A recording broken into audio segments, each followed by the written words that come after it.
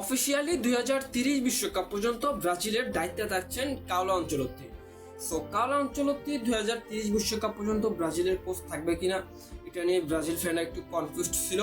কারণ হচ্ছে কার্লো আনচেলত্তিকে নাকি ইতালি থেকে, তার দেশ থেকে একটা অফার দেওয়া হয়েছিল বিশ্বকাপের পর, মানে 2024 বিশ্বকাপের পর ইতালির কোচ হওয়ার জন্য।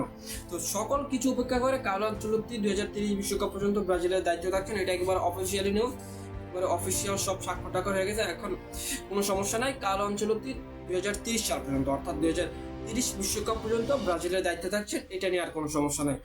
ব্রাজিল ফ্যান হিসেবে এটা সবচেয়ে খুশির খবর, কারণ 2026 বিশ্বকাপ যে ব্রাজিল জিততে পারবে এরকম কোনো নিশ্চয়তা নাই। বাট যদি কার্লো আনচেলত্তি থাকে, আপনি মনে করতে পারেন যে 2026 না পারলেও 2030 ওয়ার্ল্ড কাপ ব্রাজিল চ্যাম্পিয়ন হইতে পারবে।